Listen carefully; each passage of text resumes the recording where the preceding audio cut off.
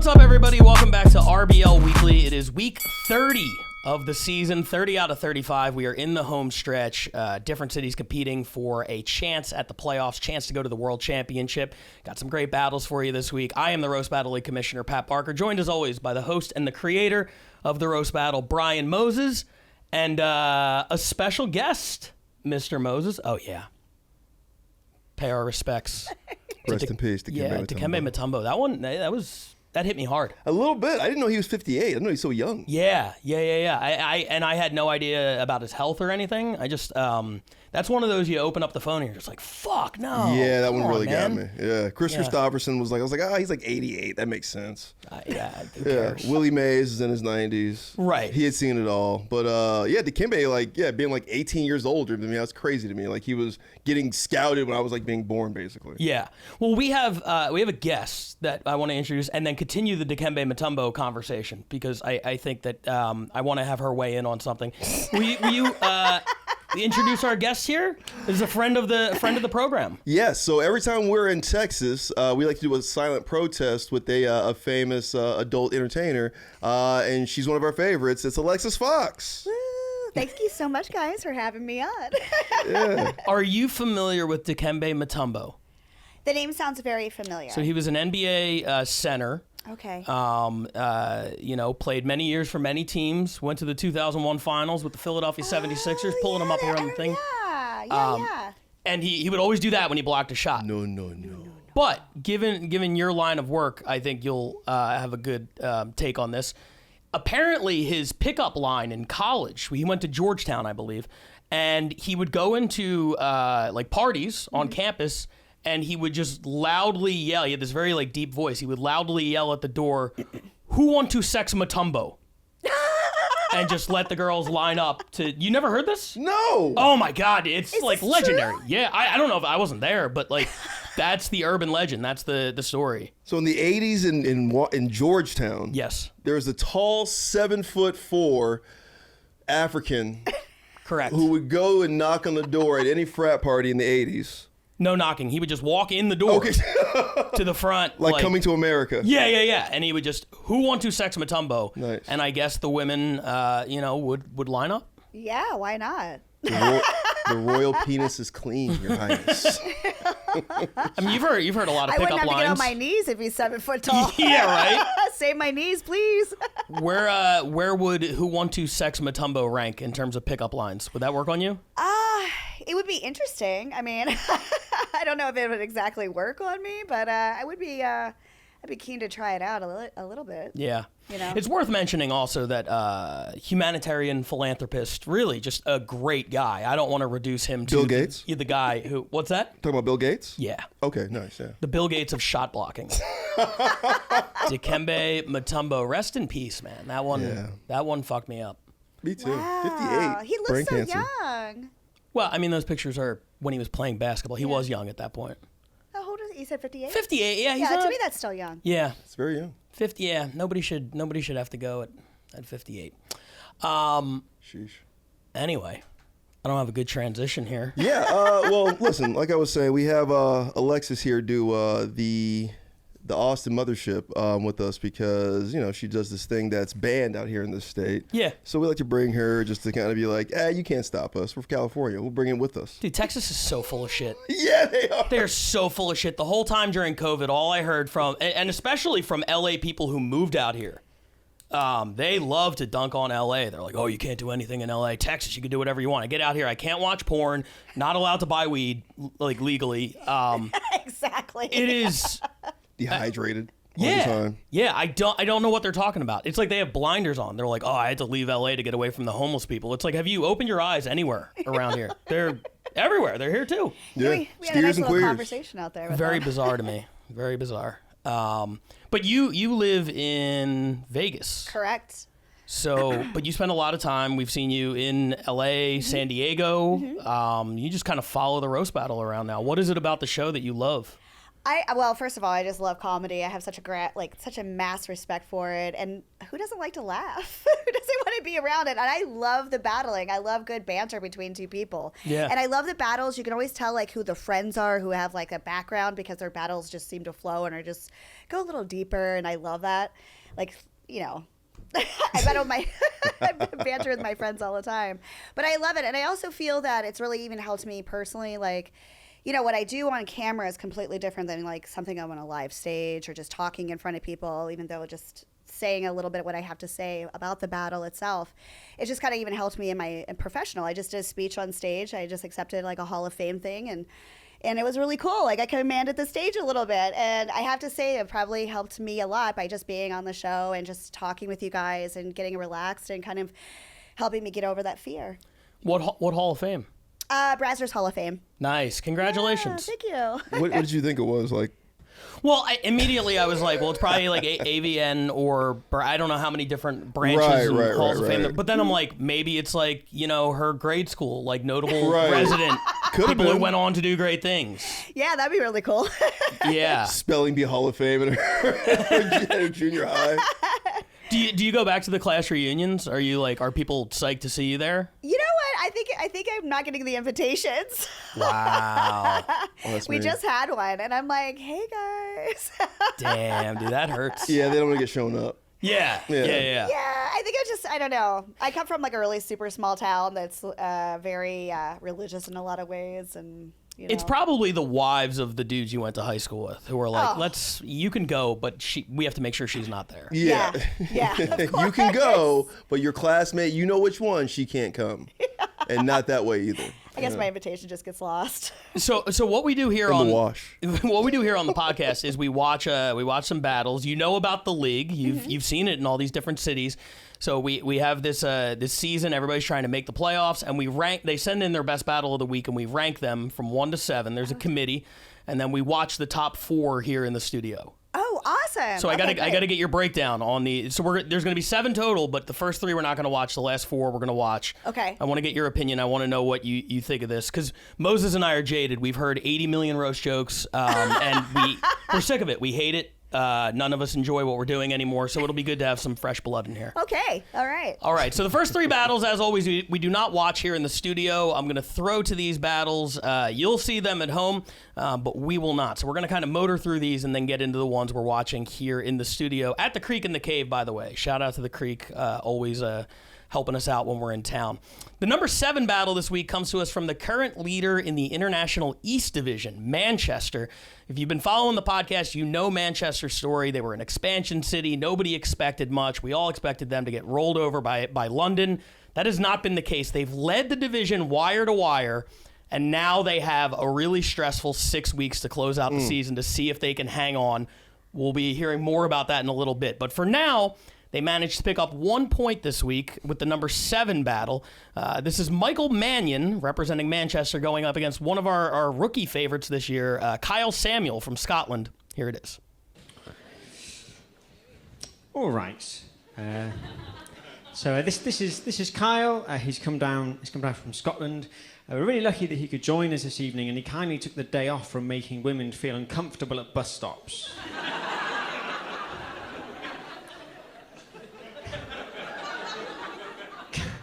Kyle looks and sounds like the reason Velcro was put on trainers. He looks like the entire cast of Braveheart has been squeezed down into one depressed electrician. He's quite a hench guy as well. Like, I get the feeling that Kyle was breastfed to the point where he sucked the life out of his own mother. It makes me wonder, was Kyle born or did he just punch his way out? No, it was actually your mother.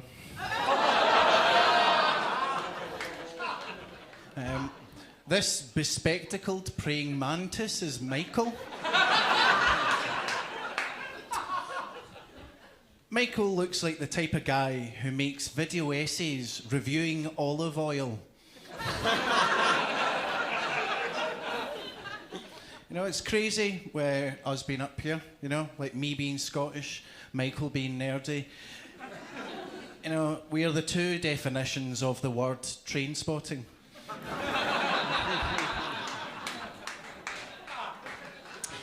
Kyle's full name is Kyle Samuel. Kyle is named after the two men that had a threesome with his mum back in 1994. Kyle's the kind of guy who would strangle a dog but bring a snake to the pub. It sits more the longer you look at him. A lot of people from his hometown recognise him from running through their local town centre with a freshly stolen handbag. Poor Nana's lying back with a broken hip. Why did you trust him, Nana? Oh, he sounds like Susan Boyle.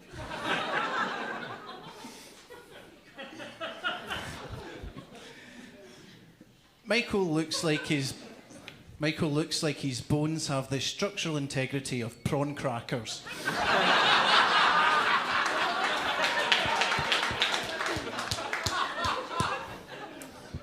Yeah. Michael is from Cheshire. Yeah.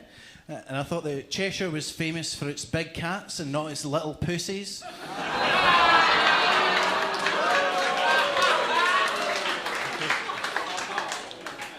Now, like, Michael's skin is so pale that he has to put on factor 50 to open the fridge door. Which, looking at the cunt, isn't often. Maybe you should open it less.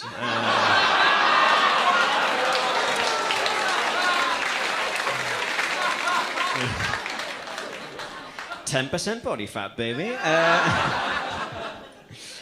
Kyle is not a father, but he has the energy of a weekend dad.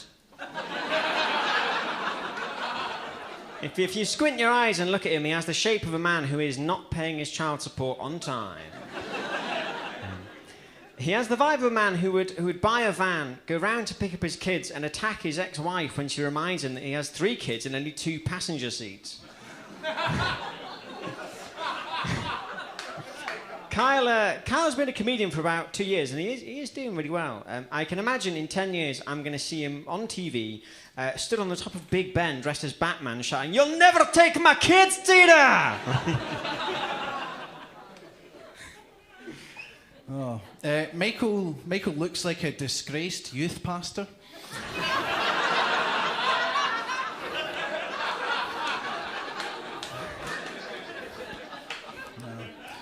No, it's either that or I think that Michael looks like the world's most effeminate Nazi.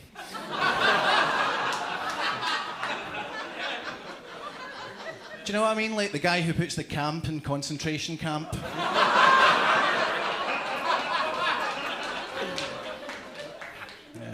Nah. Like Michael looks like the kind of guy who, when he sings along to rap songs, he only says the N-word.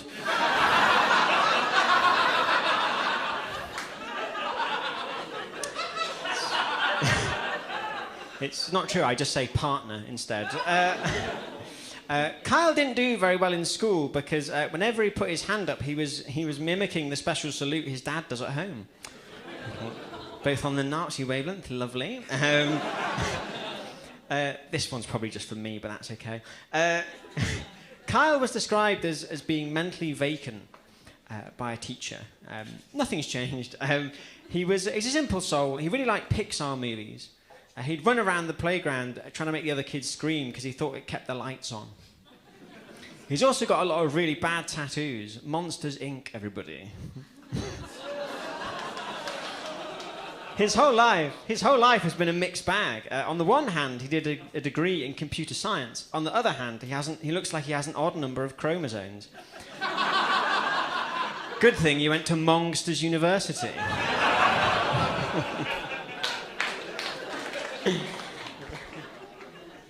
Yeah. No, as you can tell, Michael is like he's a real Tory. Like Michael is so Tory that the part of the video he considers to be porn is where the single mum can't afford to pay the plumber.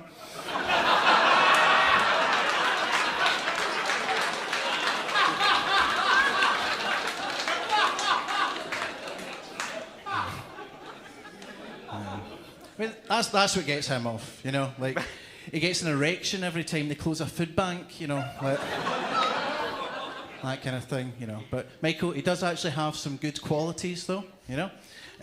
Michael he's a really big supporter of sex workers. Financially. Kyle, not a Tory, by the way, just to put that out, just to clarify. I just speak well, you know, pronunciation's free. Right.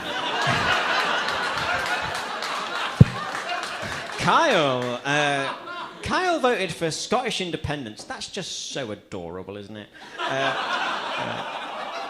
So adorable, Scottish independence. But he was really keen to keep the pound because he always wants a steady supply of stray dogs to strangle.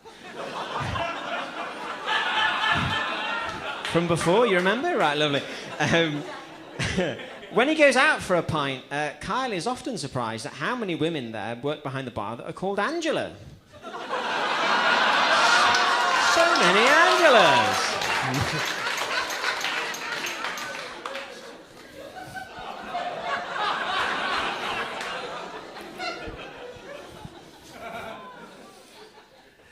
Michael looks like he hangs near the school gates and sells e-cigarettes to children. You know, man is the first person in history to have ever been arrested for statutory vape. Michael works in fast fashion. Fast fascism, I think. Michael works for the fast fashion company Misguided. Yeah. He spends his days making foreign children work a needle until their hands are sore. And sometimes he also works for Misguided. When Michael was 30, he had sex with a 19-year-old Spanish student. Yeah. And doing that completely ruined her siesta.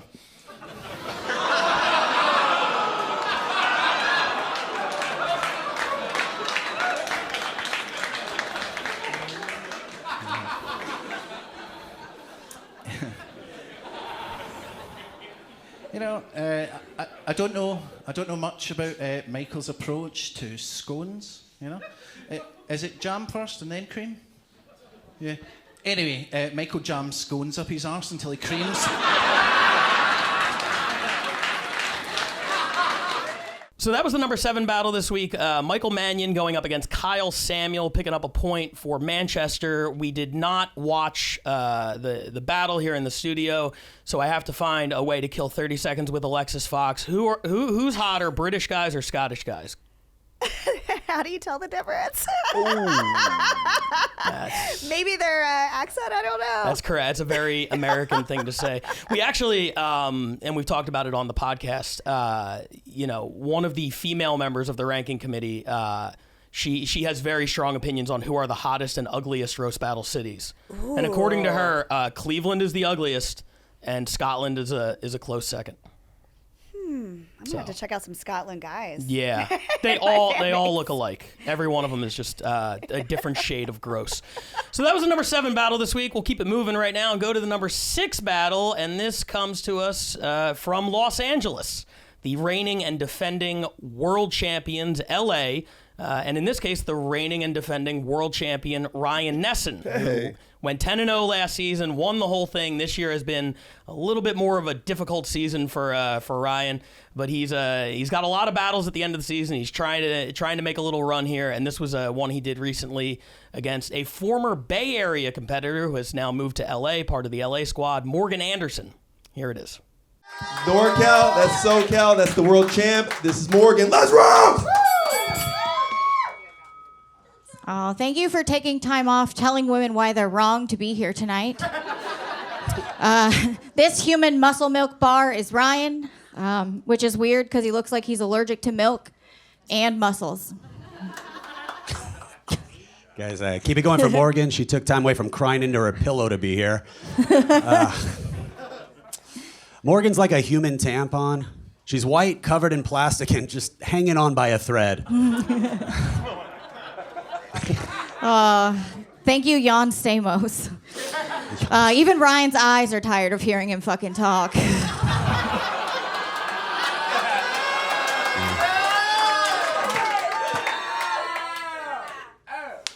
Ryan's face is so unmemorable that not even his victims can pick him up out of a lineup.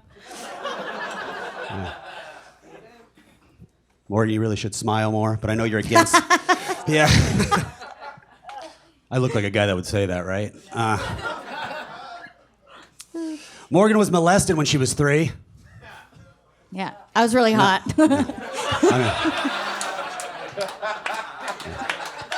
I saw the pictures, not true. Yeah, she was molested when she was 3, which must mean she started talking at 4.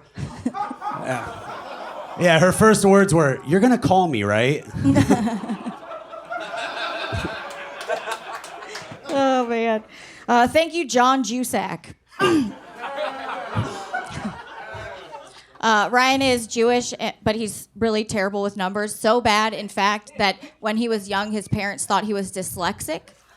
But it turns out he learned to count by reading his great aunt's arm.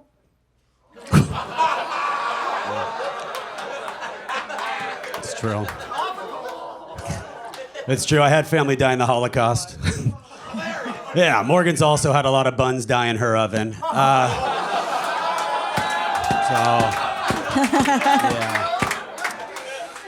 Morgan has an OnlyFans.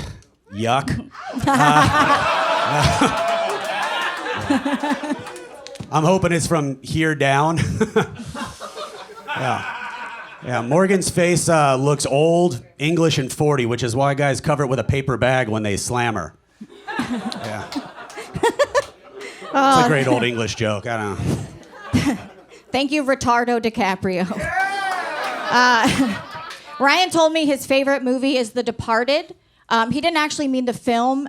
He meant the home video of his father's funeral.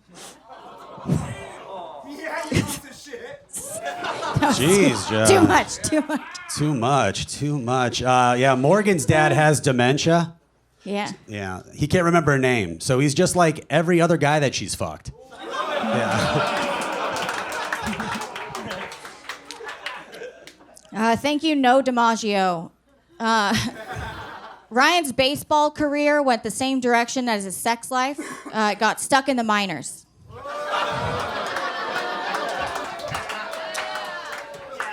Guys, Morgan has a 6-pack of abs, which is a crazy thing to call your abortions.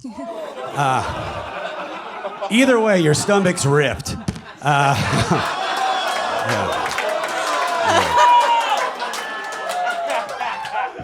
Morgan's pussy's so haunted, guys don't come in her, they ghost bust in her. Good. That was good. So that was the number 6 battle this week. Ryan Nesson versus Morgan Anderson. Alexis, you've seen Ryan before at the Mothership. What are your thoughts on Ryan? Ooh.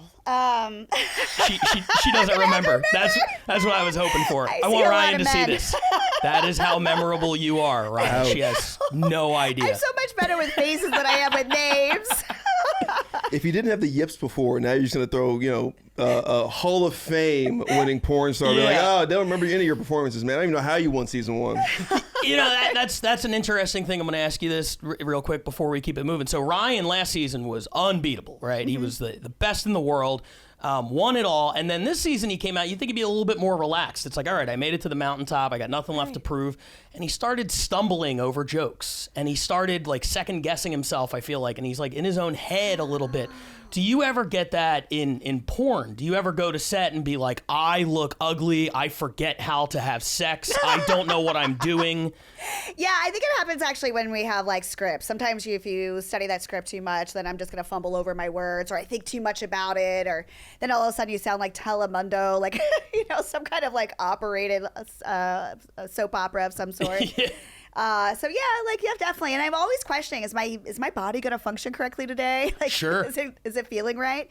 Anal days, Right. Yeah, like, is this all working right? Yeah, I can imagine for the guys too, right? Because there's lights, cameras, they got to stay hard for the most part. I think the guys have a much harder time at it, so to speak. Yeah. Because there's a lot of ups and downs sometimes during Sure. the script You don't say. and this, that. But I would imagine that we're talking 1998 MLB. This is the steroid era. Like, these guys are loaded full of everything going on, Viagra, right? Some do. Cialis. Some do. Some either use there's injections, and some, some take pills, and then there's some that still go natural. Oh, the Ken Griffey Jr. of the porn world. Where it's like, yeah, I didn't break the home run record, but every inch of this is mine and all mine. That's what they call Lexi Steele. Lex Steele, the natural. But you've never had a Ryan-like performance where you start having sex and then you just do it all wrong for the first few minutes. I mean, not now. I think, in the beginning and stuff, you think about like camera angles and stuff like that, and you might not know, or you cross, you break the third wall or this, that, and the other because you just don't know any better. But now it's like I'm pretty in charge of the dance. It's pretty funny to think that there's like a staging director there. Yeah. And you got to think about angles and lighting and all that. That's crazy. Yeah, like some of the stuff that we do, positions, it's all for angles. It's not because it feels awesome. Yeah. Damn, you're learning so much. Yeah, exactly. When she started to go into like the hardcore anal stuff, I wanted to do the Homer Simpson like fade into the bushes. I'm like, you guys can talk about that. Talk about anal, on this one. Sorry. But that was Morgan Anderson's first loss in that room. She had told me after the show, she was just like, I hate losing to that guy. She's like, he's good though. She's like, but that was my first loss in that room. I'm like, Morgan Anderson, I think 16-4 in her roast battle career. Dang. She wins a lot. She's really, really good. There were some good jokes in that one. I wasn't there for that one. I was in Tokyo, and I watched it to rank this week. I was more angry at the crowd than anything. Yeah. The first half of that battle, the crowd was like giving them nothing. And it felt like when they were giving something, it almost felt like sarcastic. I feel like the LA crowd can feel like they could be the worst crowd, not even because they're dead, but because they're like giving like little golf claps. It's like I'd rather get nothing at all. There's a weird entitlement thing. Before in LA, it was like they were so excited to see it. They're just like, yes, we've never seen people just like want to kill each other. Like we want to in LA, but we never like do it in public. But this is different now, where they're like, oh, good jokes. Yeah, we could do better. Yeah, and we're seeing a lot of those comments on the videos. People are like, man, the LA crowd sucks. We agree, dude. We're with you. Don't think we're over here like, we got the best crowd in the world. No. We have maybe the 14th best crowd in the league. I don't know what it is at this point. They just show up. Like it's sold out every week. Like 40, 50 people in there every week in that little room. Not happy. Yeah. They're demanding. They have high expectations now.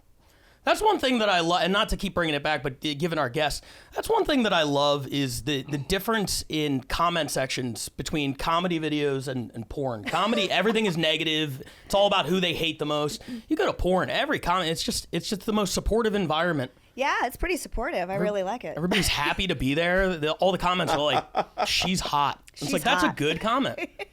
Way to come. Yeah. Sometimes they're like detectives. They're like, who's that girl? And somebody else is like, here's 80 more of her videos with timestamps. So it's true. A community thing. I have my own Reddit page, so I like just seeing the comments roll of that. It's hilarious. Yeah. It's man, we got into the wrong field. I think this is the wrong episode. Yeah. All right, it's going to be better once we actually get to watch battles. I'm trying here. Number 5 battle this week comes to us from New York. You ever had sex with a guy in New York? No, I'm kidding. Yes, I have. Okay, I figured. It's the number 5 battle. New York leading the American East Division, looking to be on their way to a second consecutive title in that division. However, they've lost the overall points lead to LA. That's going to be something to watch the last 5 weeks. Can New York keep pace? Can New York get ahead of LA? Because keep in mind, for that New York-LA, if it ends up being that semifinal matchup, whichever city is in first place, their battler gets to choose whether they want to go first or second, which can be a huge advantage. So there is something important there. They are still playing for something, and this week they pick up 3 points with Noah Snyder versus Jacqueline Lore Edwards. 2 new names. Let's check it out. Thank you. Thank you, guys. Jacqueline graduated second in her class at a New Jersey public school, which is like saying you're the second smartest pile of dog shit at the dog shit convention. I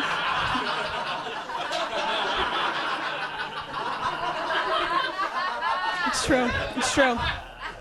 Noah, I'm just wondering, if you're here, who's directing traffic at the underground tunnel the Jews built?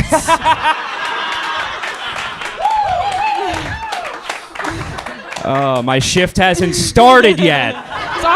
Sorry. Jacqueline's almost legally blind, so she won't be able to drive soon. There's nothing wrong with her eyes. It's just that when she sits down, her big ol' honkers cover her face and she can barely see.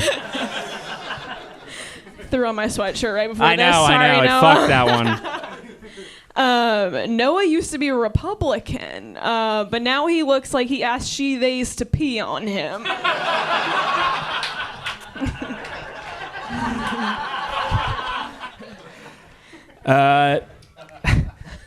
Jacqueline looks like her birthstone is Cold Stone Creamery.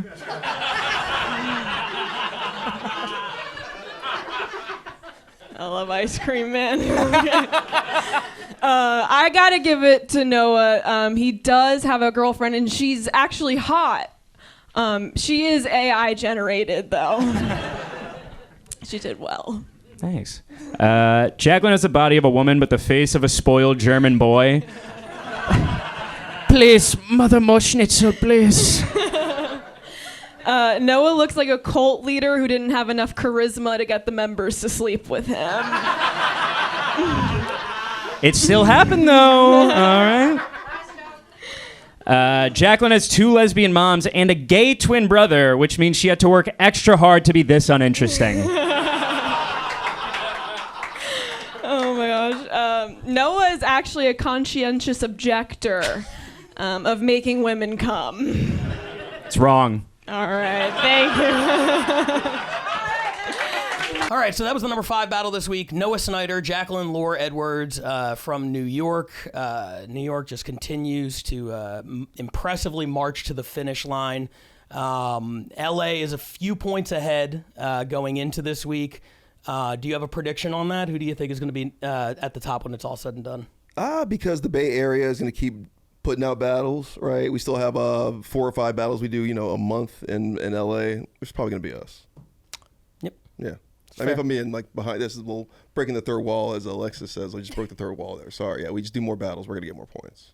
New York does a lot about New York's going, and the other thing about New York, they have a really difficult MVP race. Yes, they do. When you look at, I'm sitting here right now, the last day of September, and I'm looking at Malia Simon, Andrew Manning, John Ajota, Eric Asker, those 4 people, and what Dan Wicks, who helped, he runs New York along with James Pontillo, what they have done, they're matching those guys up against each other. They're trying to make our jobs a little bit easier. I'm hoping somebody clearly, runs away with it in the last month. But in reality, it's probably just going to get more complicated. It's Manning or Ajota. We saw Aaliyah lose to Eric, and saw her kind of have one of the most awkward battles of the year with Ajota. Ajota's a different type of battler because he does this thing that I think the audience, especially like a novice audience, thinks that battlers are doing, which is just being mean. Right? There's no art or skill, even though there is with John, but usually if you're just, I'm just gonna be mean and just wreck these people because that's what people want to see. Yeah. That's kind of what John's doing what the audience wants, which is being super mean. Yes. And slicing people apart with words. Everybody else is kind of doing backhanded compliments.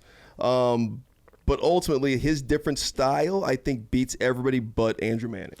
So it's funny you say that. Ajota and Malia Simon will both be battling other people at the Mothership in a week, October 6th on Sunday. We have 2 shows, 5 o'clock and 8 o'clock. I think tickets are still available. So if you want to make it out to a Mothership show, check those out. And then on the 30th, the next to last day of the season, John Ajota versus Andrew Manning. Andrew Manning, undefeated this year, 6-0. John Ajota, the reigning New York champion. They know how to sell a fight in New York. That's the season finale. Wow. That sounds really good. And I do remember Andrew Manning. I've seen him, right? Oh, yeah. Oh, yeah. I've seen him a couple times, I think. Yeah, how does that feel, Ryan Nesson? She remembers Andrew Manning. Oh! Just the mere mention of that. She's like, I'm not good with names unless it's Andrew Manning. Then she remembers him very well. Yeah, fan of that guy, huh? I enjoy it. Yeah, I really enjoy his battles a lot. Yeah. Yeah. Sorry. Memorable. Oh, great punchlines. Just never stumbles over words, sticks in your brain. It's gonna be him and Ajota is gonna be really, really good. I'm looking forward to it. And Eric Asker, maybe the most slept on battler in the scene. 7-1, only loss was at the All-Star game in arguably the battle of the night in overtime. Yes. That's a hell of a season too. Well, let's get into some battles that we watch here in the studio. And we're gonna start with number 4, and this is London. Now, as we said at the outset of the show, London was expected to run away with the International East. It has not gone that way. They're not out of it yet, though, and they're gonna keep fighting Manchester and Tokyo, trying to take that spot. They pick up 4 points this week for someone we've seen quite a bit on the podcast, Helen Kay. Oh yeah, going up against a guy I don't think we've ever seen before, named, and I swear to God, this isn't just because you're here. His name is actually Emmerich BJ.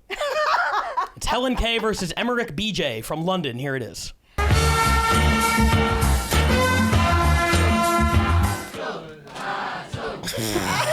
Bot, I love it. Those shoulders. Oh my gosh. He's got pointy shoulders. This post-op handsome Squidward is Helen Kay. The K is short for Korsakova, which is Russian for troll-faced pig demon. Luckily, Russians have strong constitutions, which is the only reason Helen's parents could look at her as a child. And speaking of Russia, Helen's vagina is like a Soviet bread line, full of yeast and peasants.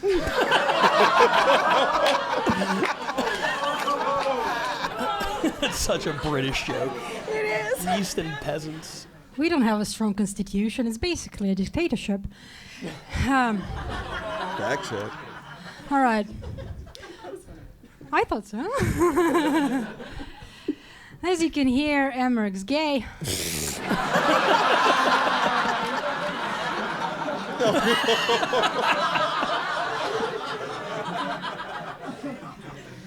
Listen, sexuality is not a choice. Just something you have to be when you speak like this.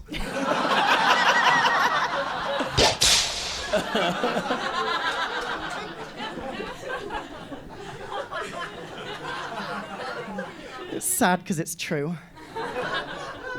Helen's dad was a drunk who'd fuck anything that moved, which explains why Helen looks like she bleats when she comes. It's a sheep joke. This goat-faced bitch is so unlikable. She had to sponsor a Ukrainian refugee just to get a friend. She felt guilty because Russia invaded Ukraine in 2022, but Helen's chin got there in 2021.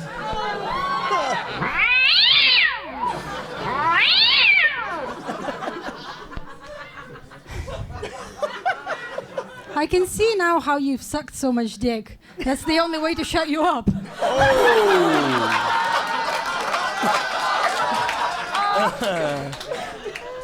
Just leave it there.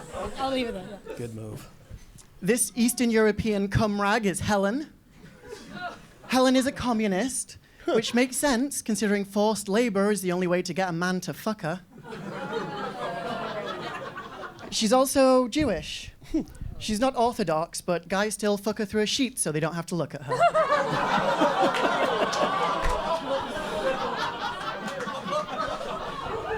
That's comrade camrag for you.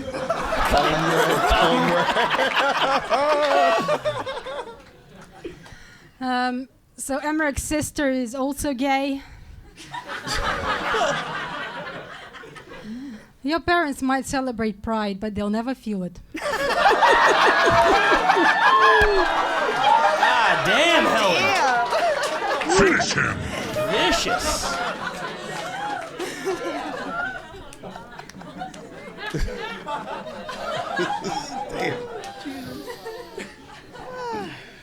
Helen's dad was a communist. Too bad cancer decided to spread the wealth around his organs. That's so mean. The communist symbol is a hammer and a sickle. Hammered is what Helen's dad would get before he fucked her. And judging by your visible mustache, I think you were born with testicles. I'm sorry, I'm not used to battling somebody with less testosterone than me.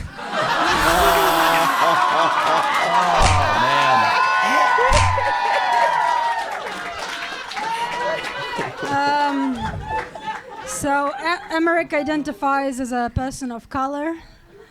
That color is pale beige, apparently. Off-white. Yeah. Yeah, he's half black. And I mean, personally, I don't see color. I also don't see Emmerich ever making it in comedy. Ooh. You don't see color, and you also don't fuck colored guys. True. That's why we call you Helen KKK. Hey, better KGB than STD. Oh man, dude. That's true.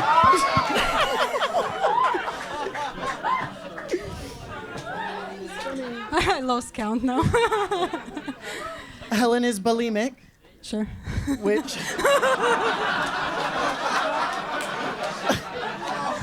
Helen was bulimic? Which explains why her favorite restaurant is KFC. Because it comes with a bucket. Oh, I like that. I actually went to Helen's last birthday party. Just one critique. The girl is supposed to jump out of the cake. The cake isn't supposed to jump out of the girl. This crowd. Emmerich's just jealous because he grew up poor and starving, which is why he started to eat ass. Oh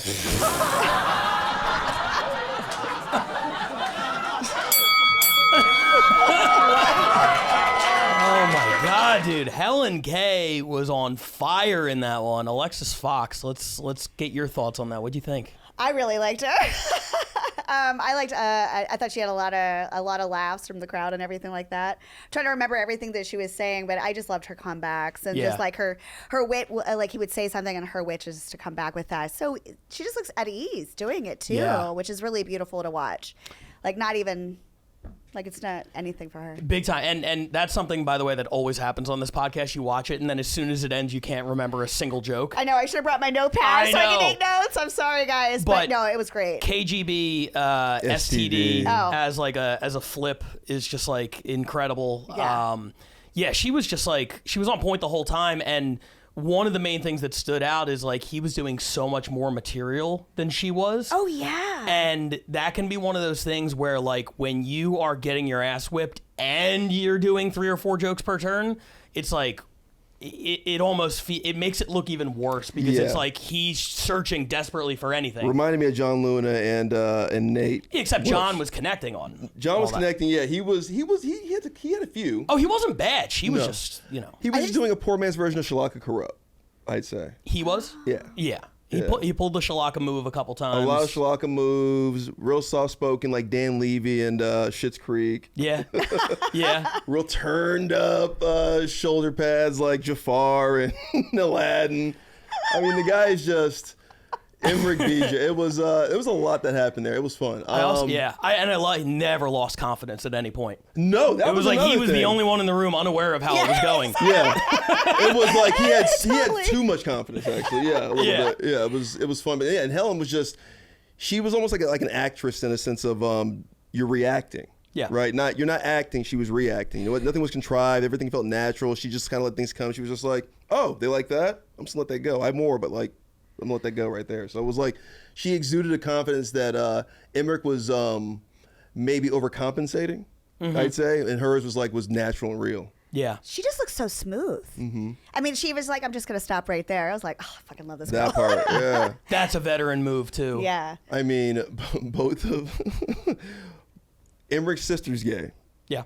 So his parents, the pride. they celebrate pride, but they'll never feel it. Thank you for That's remembering one of the that. best jokes I've ever heard. That was lovely. It was unbelievable. And Helen is somebody, so the last time Helen was on the podcast, going into the battle, I was like, we always talk about Shalaka. Nobody ever talks about Helen. She's like an unsung hero in London. And after this battle, I'm excited to talk about her. And it was against Shalaka. And then afterwards, we talked about Shalaka the whole time and never brought up. So let's give Helen her flowers right now. I got her stats here. Across 2 RBL seasons, 13-8. 13 wins is, I think, maybe 4th all time. And of those battles, 7 of them ended up on the podcast. She has 2 number 1 battles, 23 total points. Always entertaining, wins more than she loses. Just, one of the standout. If Shalaka is number 1 in London and we're asking who is in that spot for number 2, I think it's like her, Ken Grinnell, Lee Hudson. There's a Duffy Connors. There's a small group that are competing for that second spot, but it very well could be her. Yeah, she's I haven't seen her enough. I've seen her like a couple of her battles, and she always does stand out more than Ryan Nesson. Always I will remember Helen. Yeah, we're gonna remember Helen. Yeah, because Helen is very small and just like succinct, and that was a great example of how good she is and how good she can be without much effort. Yes. Now this next battle stylistically is going to be very different. So we're going from there's a bunch of ways to skin a cat in roast battle. Helen short to the punch, hits the big punch, passes the rest of her turn. I don't need to keep going. We're going to go to Chicago now. This is a title match. This is a 3-round battle for the championship. Brandon Kiefer, the reigning champion, one of the best in Chicago, going up against Katie Kincaid, the #1 contender. And Brandon has a style that he kind of beats his opponents into submission. He comes to every round. If you need 5 jokes, he's got 20, and he will go back and forth. The judge or the host will every single time lose count of what joke they're on because him and his opponents just keep going. And the longer it goes, I think the more it benefits Brandon. Gotcha. That's historically been his thing. This one's a little bit different. I don't want to spoil it. He comes out with a haircut. He's wearing a button down. He looks like he's going to a job interview. And I think he tweaked his style just a little bit, and I want to talk to you about it after the battle. But let's jump into it right now. It's the #3 battle this week from Chicago. Title match, Brandon Kiefer, Katie Kincaid. Let's watch it. Man, so excited to be here. Guys, give it up for Joe Rogan's butt plug right now. Give it up for him. Guys, Brandon looks like when he asks a girl out, he tells her the date is BYOB.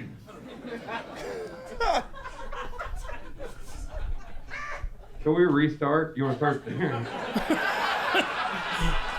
What a dick. You don't want that to be the first thing they hear. What an asshole. Get up for Zany's. This is one of the best clubs in the city. Fucking for having us. Give it up for them. Great club. I want to do something with you guys. Knock, knock. Who's there? Katie. Thank you for helping me out with that. That was a reenactment of Katie trying to come inside of the club tonight.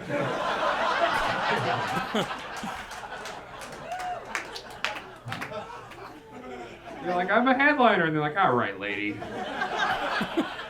Let me see your ID. So Brandon's favorite amendment is the Second Amendment, but that's only because that's the highest he can count to. He actually recently moved to a new neighborhood too, which is crazy because I didn't think you could rent the Chicago rat hole. Katie came out as gay this year. Wild, you're the last one to know. Your pants are so high, we can all see your nut bulge, dude. I mean, sure, I am gay. I eat pussy. Brandon just kind of gnaws at it.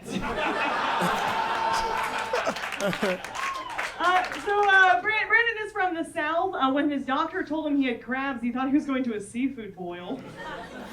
Which is like, yeah, a lot of men give women the ick, but Brandon gives women the itch. Katie's father's a very successful martial artist. True. Your turn. No. No, he taught her martial arts so you could defend off the man you would eventually become. Are you taking steroids to become gayer? You gotta tell us. Brandon just doesn't like karate because he doesn't like watching black belts beat white belts. So here's the crazy thing. Brandon was actually part of his church's sketch group. He played the overly touchy youth pastor. I think his line was, "Forgive me, Father, but Jessica was looking super hot in her volleyball uniform today." I'm glad you wore that shirt. Is that even hit those shoulders? You let me go to Kohl's and ask for the Predator section, so I don't know what you're talking about with outfits. That shirt looks like you went to Kohl's and bought it and didn't take the clothes hanger out. You lesbian scarecrow. She walked into the Kiefer trap. At least one of us has shoulders. So Brandon, every time Brandon gets whiskey dick, he just says, "The South will rise again." Yeah, he's the one. He's so dirty. He's the one Klans member that has skid marks on his sheets. As a hobby, all Katie does is open pickle jars to prove a fucking point. And every single one of those pickles is bigger than your penis. Hey, come on. Hey, come on. Let's keep it going.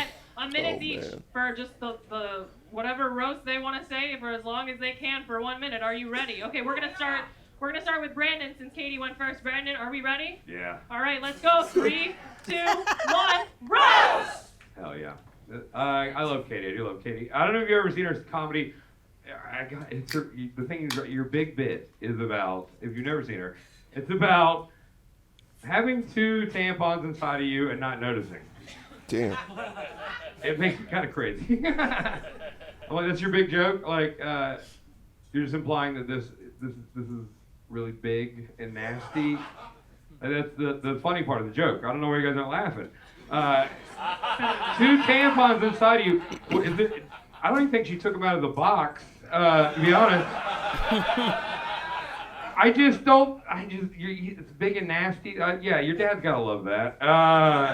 What does he come to shows and like, yeah, she's just like her mama. Like, I gotta be honest, I'll say this, you won't see the migrants being accused of eating that cat.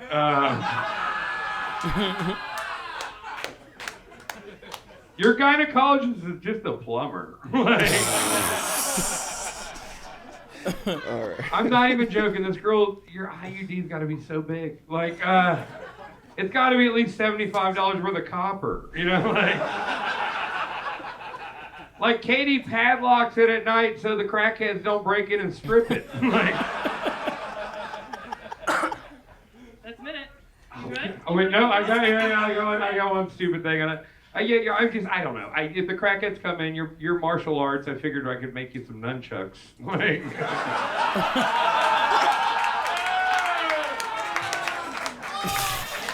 look at that. You can defend them off. And worst case, if you lose them, you know these aren't the weapons that could ever defeat you. All right, give it up for keeper, everybody.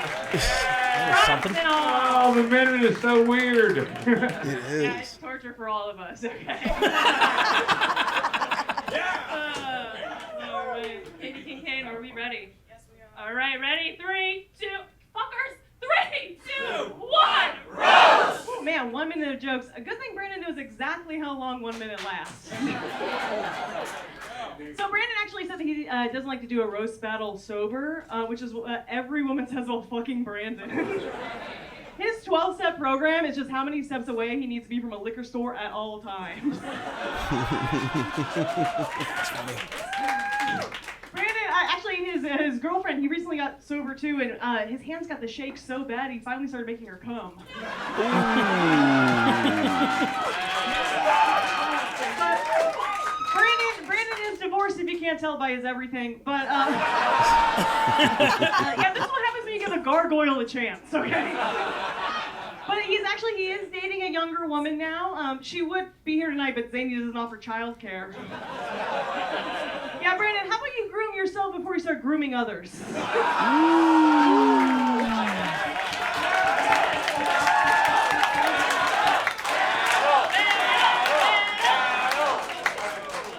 Interesting strategy, using jokes Okay, yeah, fuck yeah.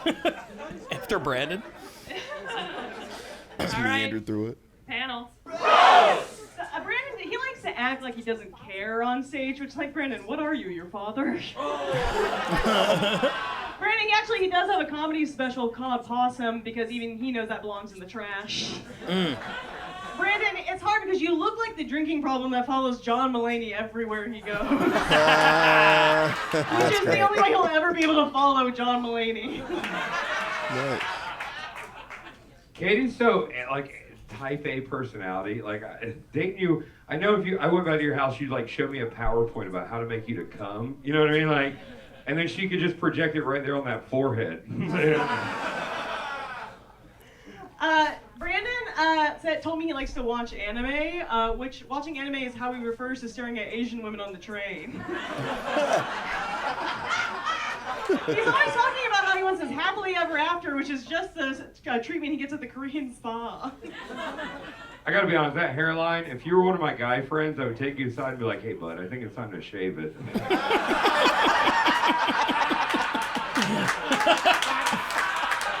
Katie, are you hiding a cancer diagnosis from us? Here's the thing. No, Brandon, the crevice in his forehead is so deep that a labia is starting to sprout out. If this man could have a clit in the center of his forehead, he still would not be able to find it.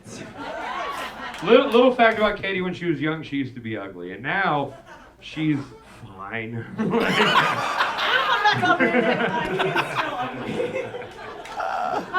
Hey, good news. Little thing.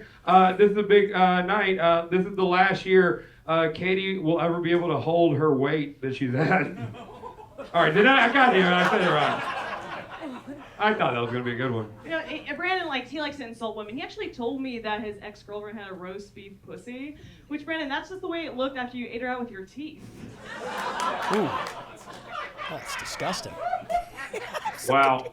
Katie is from Lebanon, Indiana, which is wild. I wish you were from the country so that we could make you cover your face and stop talking. I wish you could cover up that poor excuse of a jawline. Brandon, he's kind of a creep. Brandon has Amber Alert notification set on his phone just so he can say smash or pass. Katie thinks she's a 7, but I gotta be honest, it would take me 7 beers for you to be a 6. Hey, I don't know. It's a good math joke. Every woman has fucked an ugly man, and Brandon's girlfriend is in that phase right now. Beer goggles, it's more like I would have to pour liquor in my eyes. I used to date men. I dated my boyfriend because I loved him, and I guess Brandon's dating his girlfriend because her dad didn't love her. Well, you could be the dad that loves her. I would have the bigger penis, so that would work out. All right. Well, Katie looks like she'd be a teacher, and go to like an urban area and be like, I'm going to change him.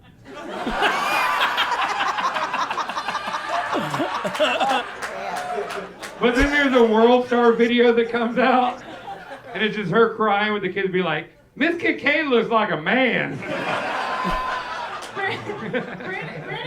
Brandon told me actually he's super into skincare, and by that I mean he uses what comes out when you pull off that nose pore strip. That one's for the girls. Are we over? All right. How every Brandon Kiefer battle ends. Are we done, or do you have more? Title match, Brandon Kiefer retains his championship. I have a few thoughts on it, but I'd like to start with our guest, Alexis.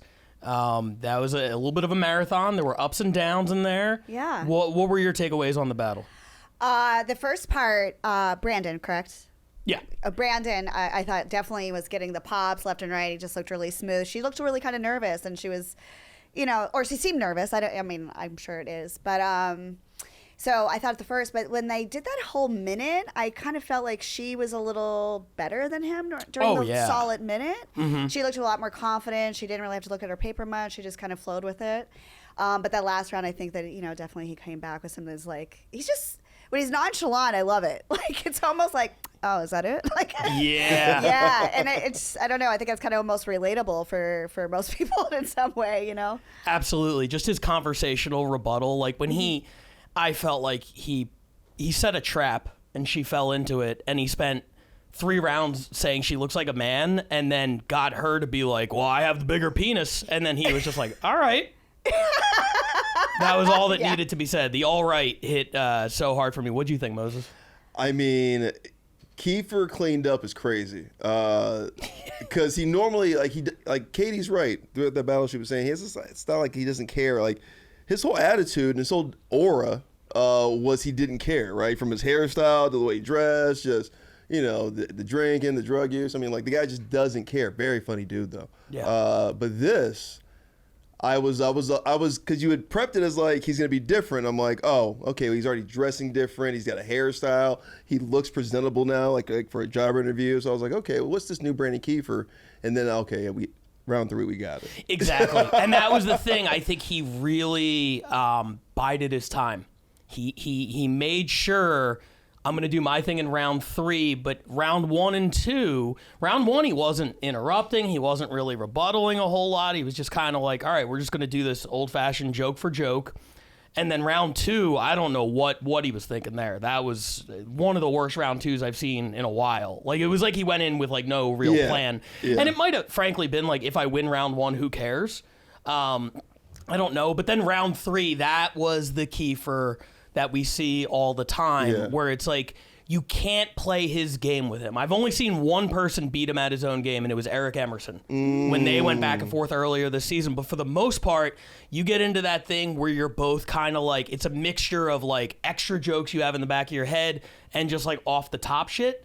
It's very, very hard to beat him. You're not going to beat him on that. No. Because he's going to come a little meaner and a little more schoolyard bully. Yeah. A little bit. And there was something you said about Katie Kincaid that struck me when you said she seemed nervous. I don't know if she is nervous. I mean, Katie's done a whole bunch of big battles. She came in second in the Netflix tournament this year out in L.A.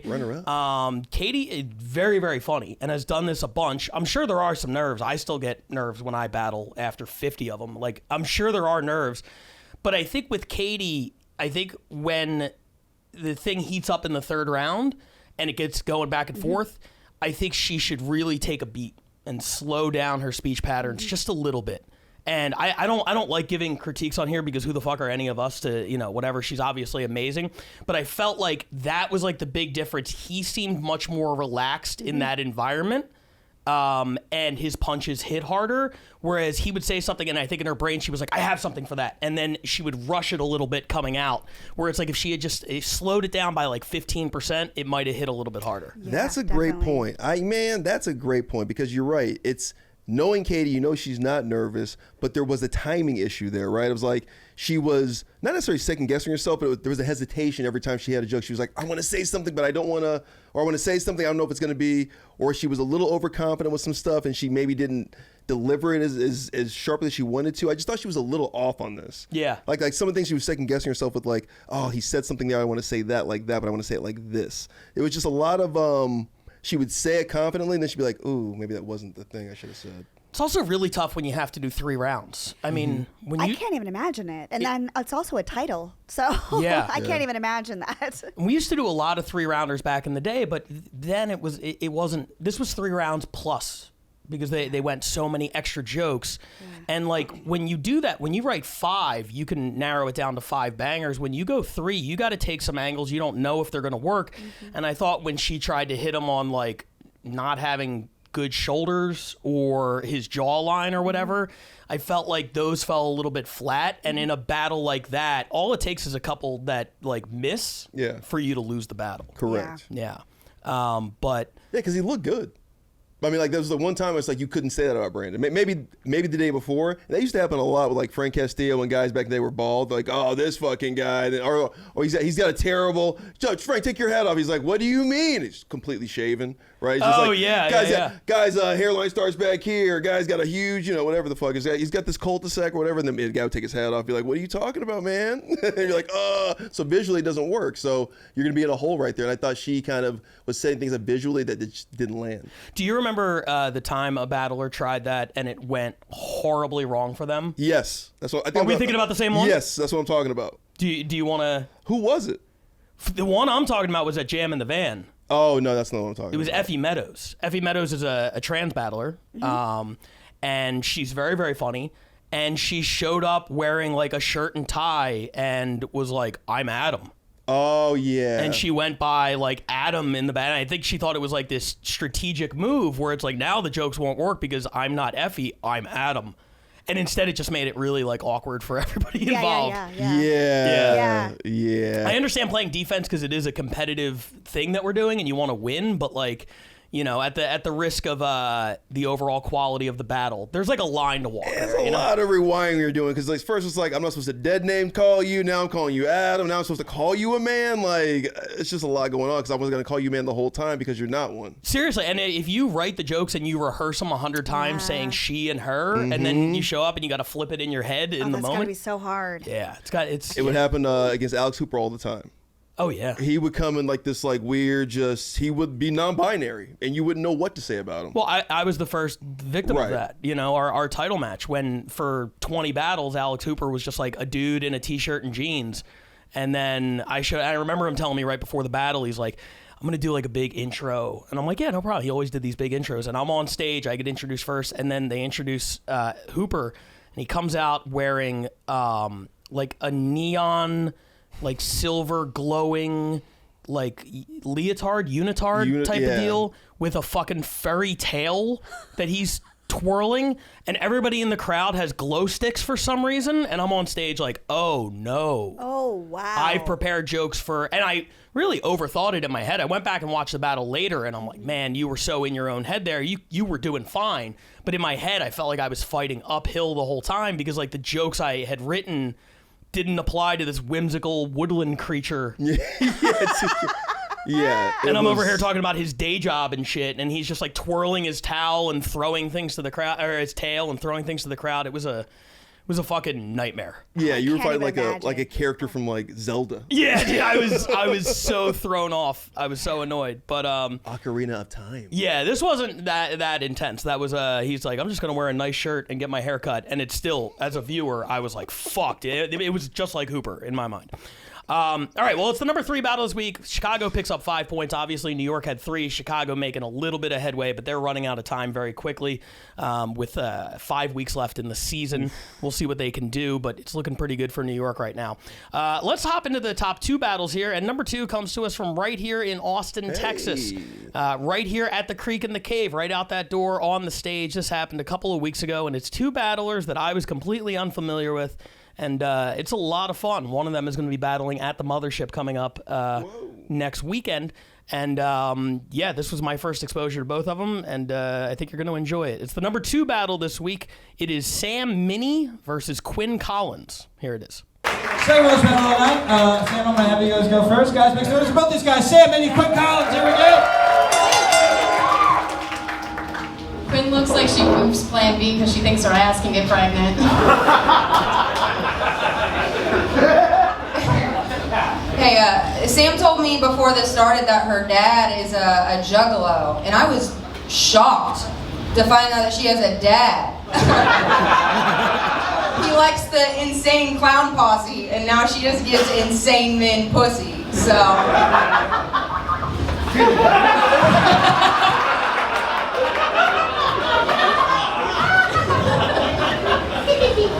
Quinn's from Tennessee, but she'll pick and choose when to use her accent just in case people can't tell she's retarded. You should see my ACT scores. And Sam looks like she punches a hole through drywall just so she can suck a dick through it. Yeah, dude. Alright, Miss Dolly Farton.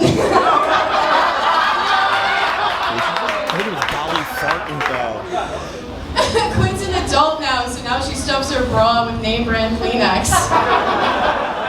Hey, at least I have to wear one. Hey Sam, it was so nice of you to take a break from the Friday the 13th flash sheets to be here. That's a blast.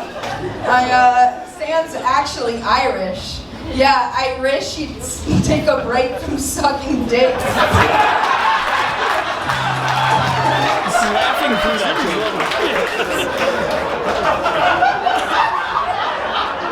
I'm not cutting calories, you know? Every drop counts. Quinn's what happens when someone's never told no. Like, yes, your eyebrows look good. Yes, everyone likes you. Yes, your forehead's a normal size. What is my mom on stage? This is so true. We're supposed to be mean to each other. And Sam dates a lot of felons. Visitation hours are super easy when you can just fit between the bars. That's amazing. That's right. Last joke.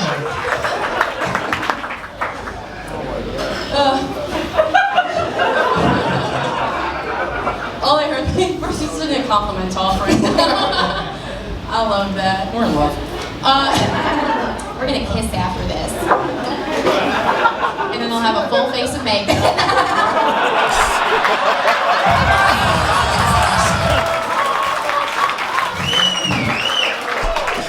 You can use it, baby.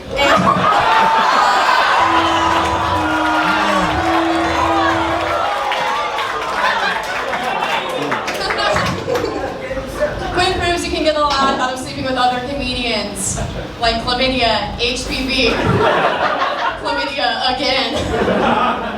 You look like it's on your bucket list to sleep with a guy that has a bed frame. That's funny because Sam claims that she's never slept with a comic, which is true. They've already called the Uber before they're done. Now we actually have. Hey Sam, I can tell you're pretty alternative. Have you ever heard of The Cure? Yeah, The Cure for whatever the fuck you're so skinny. I mean, I know it's cocaine, but like, legally. Quinn, you're a clown nose away from being cast as Pennywise based on the amount of kids you've swallowed.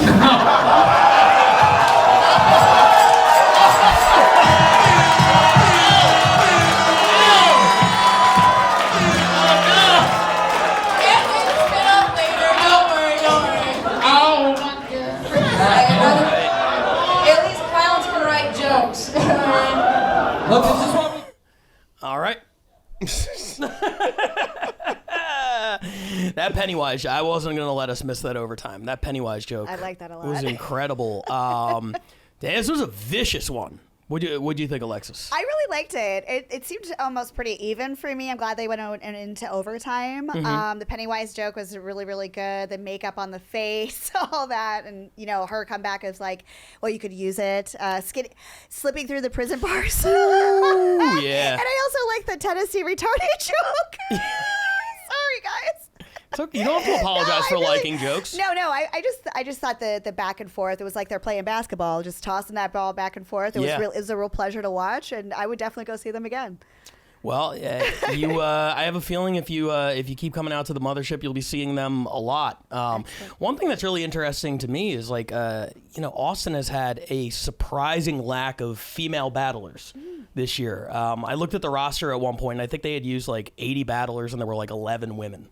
It was tough, and Heather Keith is obviously a monster. Candice Medina is great. They have a few killers out here, but as far as like newer ones coming up, it feels like every video they send us is just one fat bearded white dude against a slightly different fat bearded white dude. Yeah. There's a lot of that out here. I feel very at home, but so all of a sudden have two women up there just like destroying each other, and they're both really, really good. It was a breath of fresh air. What do you think? Yeah, and also you could tell they're not from Austin because they don't look like those bearded fat white dudes you're talking about.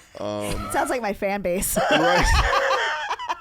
A lot of them are out here. They can't download you, but they're trying. This was fun, man. I was worried at first because I was like, okay, well, I can't really hear it too tough. Yeah, this is always the tough part, and like we stress to the cities, like the production value is like so important and everything like that. And when it's on the heels of Chicago, which has crystal clear sound, it really is difficult, but you sort of settle in after a couple jokes to hearing it. But I felt that same thing at first. Yeah, but you could tell they were having fun. Some of the jokes weren't really jokes, but the fact that they were having so much fun with each other, I just thought that was like, that's what got this to number 2 today. Yeah. I was just like, okay, I see why this is number 2, because they're having so much fun with each other. They're just throwing jokes back and forth at each other. Not all of them are killers. I didn't know some of those were even jokes. I just want her to stop sucking so much dick. I'm just like, oh yeah, that one in particular. Feels like it's advice. What's happening up here? That was like the Irish. Yeah, the Irish. Yeah. But I was. I've heard a lot about both these girls actually, Sam and Quinn. Not about their jokes so much, but it's good to hear that they have some. What have you been hearing? what they were saying about each other. Why, did you just cover your lap with a pillow? Yeah, I was. What the fuck? Sorry, Jimmy's over here. I'm a hard time. You're a gentleman. Yeah. I respect that. Yeah, I will say this. What the first? This. I know. The timing was I don't know incredible. what I'm doing. My bad. Yeah. You might have had it the whole time, but I I wasn't noticed even- right there yeah, you started sorry, talking yeah. about the girls and just like covered up. Yeah, fuck. I shouldn't have done that. You guys aren't attractive. Does that help? I'm not even hard. All right, we can go on. Anyway, yeah, the one time it's not just two fat white dudes and you don't know how to handle yourself. You're out of control. Out of control. Yeah, no, I thought. I mean, one thing I'll say is the audio can definitely be improved. If only there were a guy at the Creek in the Cave who knew how to do sound type things. Maybe we can find somebody. But I'll say this: what it lacks in picking up maybe the articulation of the jokes. Austin and the Creek maybe capture the energy of the crowd more than any other city. You could definitely feel that. It's one of the hottest crowds in the league. Everything they send us, the crowd elevates it to another level, to the point where when you're ranking them, you almost have to rewatch the Austin battle and be like, was that the greatest thing I've ever seen, or did the crowd just like trick me into thinking that? And it's usually the battle's like a 6 or a 7, it's decent, and they'll elevate it to like an 8 or a 9. You know, whereas we have other cities where the battle, maybe on paper, just the writing is more like an 8 or a 9, and the crowd will bring it down to like a 5 or a 6. So the crowd makes a big difference. You've seen a bunch of the crowds here in Austin. You've seen them all over the place. What city that you've been to do you think has the hottest crowd? I love San Diego. San Diego's a lot of fun. It's so much fun. Yeah. And I just now got to experience LA. And I obviously love coming to Austin. But I don't know. I'm so excited. I love San Diego. I just think it has a really cool crowd. And Been saying this, Pat. Maybe that's where we put the World Championships every year. It's a cool city. It's expensive, but it does have a good vibe. It could happen. I think next season San Diego is going to. Yeah, we'll be hearing more out of San Diego. I think San Diego is at the very beginning of their kind of like ascent, and we've been there pretty much every month since it started. And to see the room go from 50 people to 60 to 70 to now it's regularly in that like 120 to 150 range every single show, and the crowd is really hot there because it's new, it's fresh. They're like, we've never seen this before. They're not jaded like LA. You know, it's nice. So shout out to San Diego, but more importantly, Austin picking up 6 points this week. Great debut performance for both Sam and Quinn. I assume. Before we go to the number one battle, I do want to get into this. Like, is that a thing? I mean, I feel like we are kind of scoring their battles. Like they have a 12th man like the Seahawks, or the 12th man like Texas A&M does. There's a lot of fanfare that goes into these battles. I feel like we do give them a little more of an edge because the battles are so hot. I think it's just natural. So the ranking committee, the way it works is we have a number of people. I think there's like 7 people on the committee currently from all over the country, and I'm going to expand it next year. I want to include. I've been getting people asking me, like, why are there no international people on the ranking committee? And frankly, it's because I feel like asking someone to do it is an inconvenience to them. You know what I mean? I'm like, hey, do you have free time to watch 15 battles and rank them and I can't pay you? I'm like, I wouldn't wish that on my worst enemy. Turns out a lot of people want to do that. I found that this season. So next year we'll expand it. But for right now, it's 7 people in America, and 1 Patreon member a week gets to hop on and rank the battles if they're in the Hall of Flame tier. And you watch 15 in a row. And what happens is at some point, your brain just like shuts off. So I'll say having a hot crowd absolutely can impact it. 100%. It's just human nature. And different people look for different things. You know, Austin is always really polarizing because some people will have them 1, 2. Other people will have them like 6 or 7. And I think it's because some people are like, I'm breaking down every joke mathematically and being like, what city has the best jokes? And other ones are like, damn, they're killing it. That was a hell, yeah. That was a fucking. That's it. They're crushing. Yeah. They're crushing. As comedians, sometimes you just go on the crowd reaction and you're like, damn, they're crushing. So I think it depends on like what you're looking for, but like I definitely think a hot crowd can like elevate or bury a battle a little bit. Oh, yeah, I mean, a hot crowd will definitely put. Now she just gives insane men pussy. That would definitely get you had to have a hot crowd to get a joke like that off. Yeah. I mean, but it's.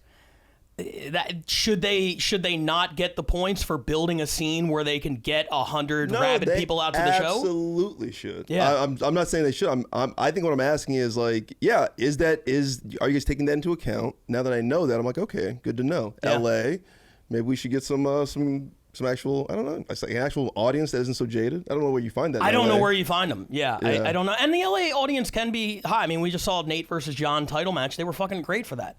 But there are other ones where they're just like, okay.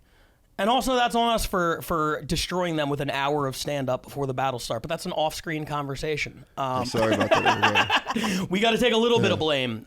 It'd be great to blame it all on other people, but we'll take a little bit. It is 10:30 on a Tuesday, and we're doing we're going from 10:30 to about 11:30 or 11:15. You know, and yeah, it's tough. It's tough to stay up, and then I got to pay my meter. I got to pay 2 drinks for a thing. I still got kids at home. It's almost midnight on a Tuesday. I have to work tomorrow. I'm not an alcoholic. What am I doing here? Yeah, I mean, you're describing every Tuesday for the last 10 years of my life. So. Yes, 11 of mine.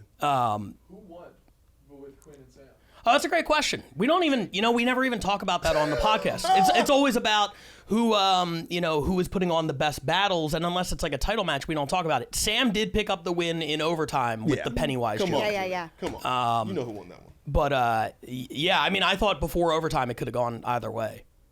It's funny, too, when you watch these battles. Like, I'm not even thinking about it, like, in terms of who won anymore. It's always just, like, who had the best battle. But it's interesting to hear an outsider be like, yeah, but who actually won? It's Yeah, like, I you forgot know that what? part. I'll say this, Jimmy. I'll shout out our producer, Jimmy, our Creek in the K producer.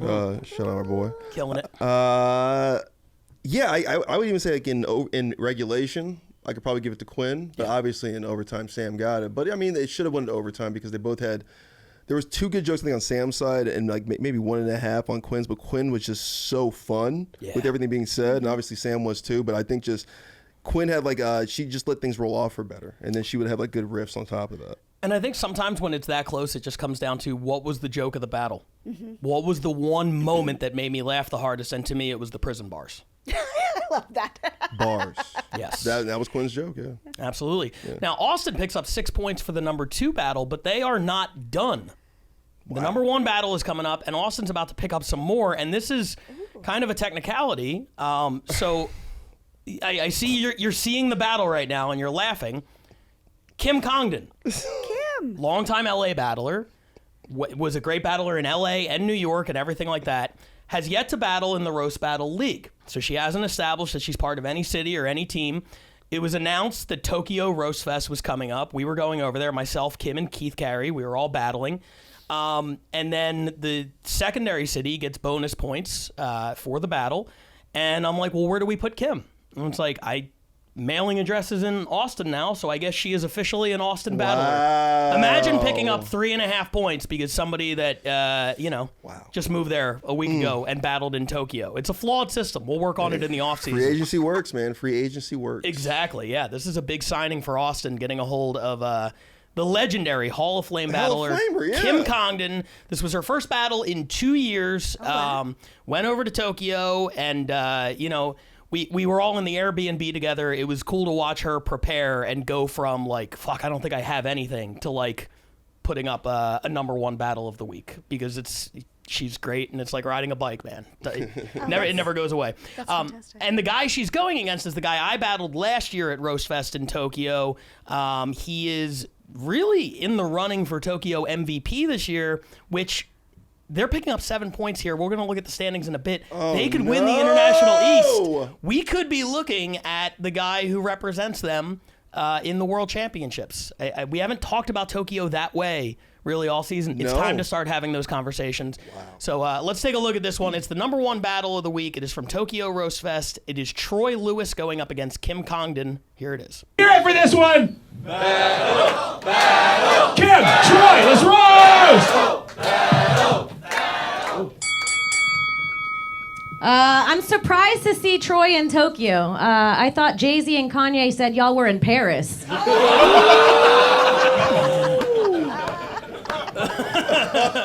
Thank you for that, Selena Gomez Adams. Kim's dating an Army veteran, but unfortunately, like, no amount of combat could prepare him for dating a Puerto Rican. Kim doesn't have an IUD, she has an IED. Her boyfriend calls her a pussy so beat up he calls it the hurt locker.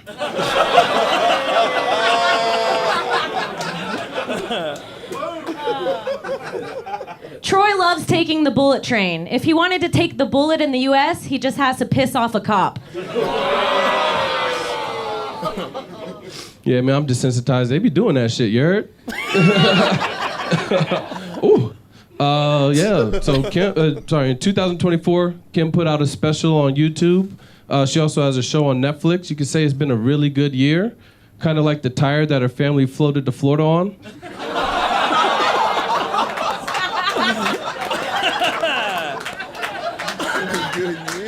Damn, dude. Troy loves video games. His favorite Mortal Kombat character is Sub-Zero, which is also his credit score. Listen, Troy is a black nerd, so when he steals an old lady's purse, he Naruto runs away with it. Man, that man, he fast. Shit.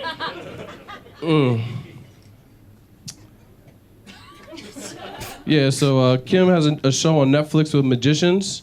She went from turning tricks to performing them. She got booked because the producers heard that she could make a brick of cocaine disappear up her asshole. It wakes me up. Troy's favorite comedy special is Bigger and Blacker, which is what his wife will be looking for when she leaves him. I'm serious. I think he married an Asian girl because he was tired of the American ones purposely squinting at his dick.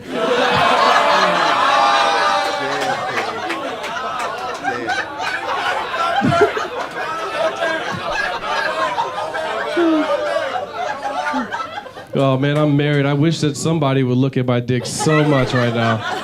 God, those were the days. Kim's mom is a dental assistant.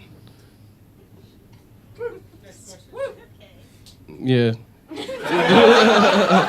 Sorry, Kim's mom is a dental assistant in Florida, which means she can help you get Percocet.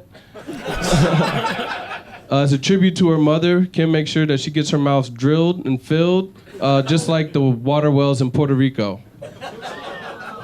Dang. I'll take it. I had nothing to say. He's right. Troy worked in trading, mostly race. This man hates being black. He lived in Germany. He worked in marketing. He played lacrosse. You know, Troy, I just got back from the States, and you forgot something there. Hold on. Oh, here you go. Oh, wait. I got another one. You're gonna have to earn... He's gonna have to earn this one back. Nigga, please. You know what? I'll keep it. I want to use it. I might have to take that. Kim's father was a commercial fisherman, but judging by the size of Kim's mom's ass, I would have guessed a whaler. They say the best fish are the ones that got away, which explains why he left Kim's family and made a new one.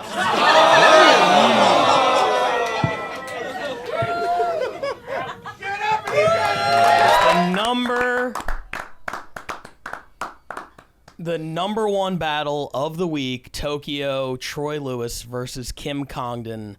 So much good shit in this battle. So many big pops. Alexis, thoughts?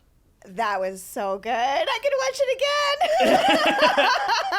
Kim was so good, and so's Troy. Like, they both had, like, I mean, it was so even. I don't know who won or any of those things. I don't think it matters, but it was just amazing. It matters to producer Jimmy. He only cares about who won. But I thought that was fabulous. Kim did take away the win, which I thought was fair watching back. I thought she was more consistent the whole way through. Yeah. Troy had that little section in the middle where the brick of cocaine joke didn't really hit, and then he forgot where he was going on the dental hygienist thing. Yeah. But turns 1, 2, and 5, Troy was hitting absolute fucking home runs. That Goodyear tire joke. The whaler, yeah. Whaler, the way he rebutted the taking the bullet train, like the the way he was just like, yeah, I'm desensitized. They do be doing that. It's like, it really makes you realize, like, yeah, it wasn't even a joke about him. That was just a joke about the fucked up, like, American cop system. He lets everything roll off of him. He's so cool up there. From Kim's perspective, you know how funny you have to be to go to Asia and get away with looking at a black guy and being like, he has a small dick. Oh, I know. And the whole crowd's like, yeah, we'll buy in on that. Like, that's insane. That was so funny. And she was asking us, she's like, do you think that'll work? I'm like, it's a roast battle. Of course it'll work. Yeah. But if you take a second to break it down, no, mathematically, everything you're saying is insane. But it's such a good joke. And she just, like, she hits these really forceful punches and doesn't overstay her welcome, never does too much. I could learn a few things from her as a battler. She's so good. Credit score Sub-Zero. I mean, like, when she wants to lean into a subject on the subject she's writing for, she really leans in, man. She doesn't pull any punches. I mean, she really leans in. Yeah. The Sub-Zero credit score, the black, I mean, just she really goes in on all those. It was this good guy is a trading, mostly race. Yeah. I mean, just the asides she has could be anybody else's jokes on this lineup tonight. I mean, just her throwaways are great. It's just why she's a Hall of Famer. But man, every time I see Troy Lewis, when he battled you, when he battles Yamaki, the other guys out there, Bill, he's just got an effortlessness about him. Yes, that's a great way to put it. Yeah, I really dig his style. He's a lot of fun. Yeah, effortlessness. He makes it look easy. He makes it look like, yeah, I just wrote this shit on the way right. here. Yeah, you did. But I know he takes it very, very seriously, and he preps really hard, and he's one of the best battlers on the planet, really, I think. But he makes it look so easy. Like, yeah, I'm not even trying right now. That's what it felt like. It was like he's like, oh, what is that? Oh yeah, this, like, kind of thing. No, like, it's not like he's forgetting his jokes. It's like he's thinking of them on the spot, kind of like Kiefer a little bit. You know? He's cool. I can't wait to meet the cat because I'm like I want to like. Just really like dissect him. Dude, he's cool. His wife is awesome. His kids are amazing. Like, we hung out with them. Just like a super cool family. And he works on a military base. So when we come out there, the first thing he does is hit me up, like, because there are certain things like Diet Coke, for instance, very difficult to get in Japan for whatever reason. So he hits me up. He's like, hey, any American shit you guys want, like, give me like a list. I'll bring you guys stuff. Like, just the first night we were there, he like. And he had his kids with him, so he couldn't go in the bars. But he's like, yeah, the neighborhood we stayed in is very close to his. And he just led us on a walking tour down these alleys where it's like, that bar, you want to go there. And like, then he was like, I got to go be a dad. And we went out and just went to the bars that he recommended. And he was right. They were all great. Super good dude. And one hell of a battler. And I think Tokyo, honestly, that MVP race is going to come down to him and Jay. That's what I think. Yamaki's great. Are they gonna rematch? They're not going to rematch, so they had a battle this season. Jay did win, which gives him the head-to-head advantage, which might be tough to overcome. Both Jay and Troy are battling on Tokyo's final show of the season, which is coming up in a few weeks. They really want to get Tokyo over that finish line and pull off the win in the East. It would be a massive upset. Nobody expected it. And yet, here we are. They're right on the doorstep of it. I just can't say enough good things. After being there and seeing 2 years in a row the growth they've had from 1 year to the next, and just like that crowd, can you imagine going to a place where English is not even the primary language and building something with a crowd that is not only standing room only, spilling through the bar area into the hallway? Like, there's people standing in the hallway just listening. Wow. And like the most polite society in the world, and it's like, we're gonna do a show not in your language where the whole idea is to be like really mean to each other. And they're like, yeah, this is great. We love it. Awesome. It's really, really cool. They're building something special enough to win the East. I don't know. I mean, listen, they called it. They did it silently though. They did it amongst other roast battlers. They didn't do it in public like Josh Means did. And they're gonna Babe Ruth it. They might get that shot. You know, Josh Means maybe take some notes from JJ Walker. Well, let's talk about it a little bit. I did not send in the standings, so we don't have them up on the screen here, but I have them right here. Basically, after today, LA picks up a couple points. They are significantly in the lead, 47 points ahead of the Bay Area. This is all but wrapped up for Los Angeles to go back to the World Championships again. New York, kind of the same deal. Chicago's putting on a little more pressure. That one's a little bit closer. It's about 30 points apart, which is a pretty big difference with 5 weeks to go. Looks like New York and LA.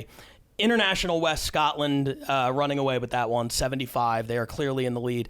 But listen to this race in the East. Manchester, still in first, 60.5. Tokyo, 58. Oh. They are 2.5 points back. And London, 50.5. They are 10 behind Manchester.